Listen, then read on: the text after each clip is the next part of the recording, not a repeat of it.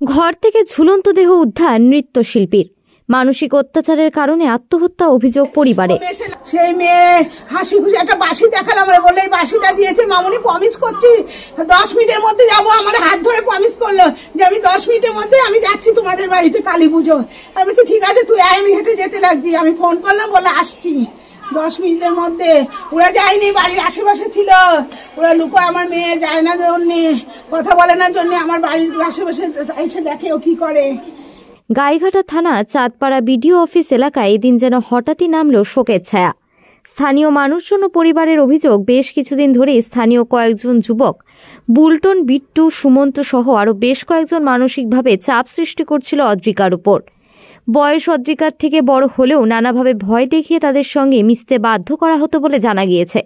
9:27 phone করলো, বিট্টু বলে ছেলেটা, বিট্টু না কি সুমন্ত বলে ছেলেটা আমাকে 9:30 ফোন করে বলছে আপনি বাড়ি যান। কাকিমা কোথায়? আমি বললাম কালী পুজো বাড়ি গেছে।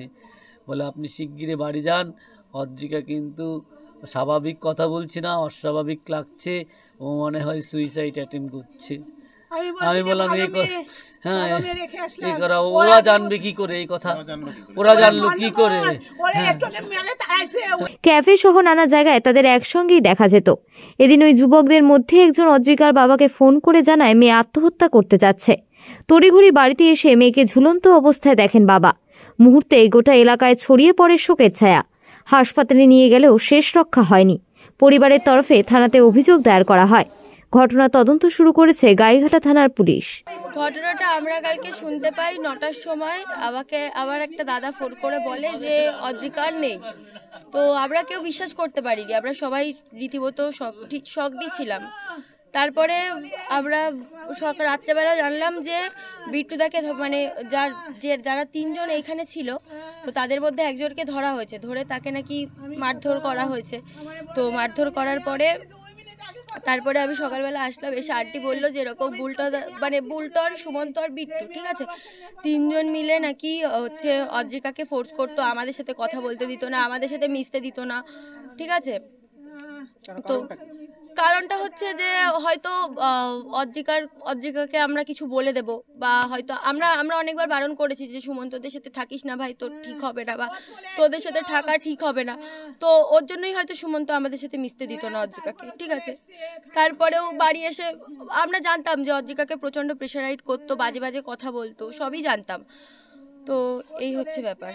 মানে রোজ সকালবেলা আমরা 7 ভাই কালীতলা গেছি, আমরা 4 জন গেছি। এবার ফোন করে বারে বারে বলছে তুই কোন ছেলের সাথে গেছিস। এবার আমরা কোনো ছেলের সাথে, এদিকে আয়, আমরা কোনো ছেলের সাথে যাইনি, আমরা 4 জন মিলে গেছিলাম। এবার বাড়ি এসেছি, বাড়ি এসে বলছে কি যে অনেক প্রেশার পড়ছে আমার। এবার 7 ভাই কালীতলা থেকে এসেছি, এবার আমাকে বলছে যে আমার ভাল লাগছে না, এরকম অসুবিধা হচ্ছে ওদের নিয়ে, চলো একটু ঘুরে আসি। এবার আমার পড়া ছিল, আমি পড়তে যাইনি, ওর সাথে এদিক ওদিক ঘুরেছি, ঘুরে বলছে এখন বাড়ি চল, নেমন্তন্ন আছে বাড়ি যাই। এবার যেই বাড়ি এসেছি, এখানে ওরা 2 জন দাঁড়িয়েছিল পুরো সামনেই। এবার রাত্রিবেলা ফোন করেছি, নেমন্তন্ন ছিল, বলছে আয় তাহলে নেমন্তন্ন। তখন আমার সাথে হেসে হেসে কথা বলছে যে আচ্ছা আমি আসছি, আমার তো পেট ভরা, আমি যাব না। তার 10 মিনিট পর শুনি এরকম খবর। তার মাঝখানে আমি কিছুই শুনিনি। আন্টি বলেছিল আমাকে ফোন কর, আসতে বলে, আমি ফোনও করেছি আয় এখানে। আমরা এরকম অপরাধের দৃষ্টান্তমূলক শাস্তি চাই। আর এরা এই যে র্যাকেটটা আছে, এরা গ্রুপে কিছু না হলেও 10 থেকে 15 জন অ্যাক্টিভ, আর বাইরে আরও এদের অ্যাক্টিভ মেম্বার আছে যারা এই র্যাকেটগুলো করে বেড়ায়। বা এই বয়সের মেয়েদের নিয়ে যেটা রাস্তাঘাটে বাজেভাবে চলাফেরা, যেটা আমাদের চোখের সামনে আছে। এমনকি আমার নিজের শালীর মেয়ে আছে, শালীর মেয়েটা ঠিক সেমভাবে একইভাবে প্রেশার ক্রিয়েট করে আমার শালীর মেয়েটাকে মারা হয়েছে। এরা করেছে বুলটন, তো আমার বিট্টু, সুমন্ত, আর এদের র্যাকেটে আর একজন মাথাও আছে, যার নামটা ইতিমধ্যে সবাই বলেছে।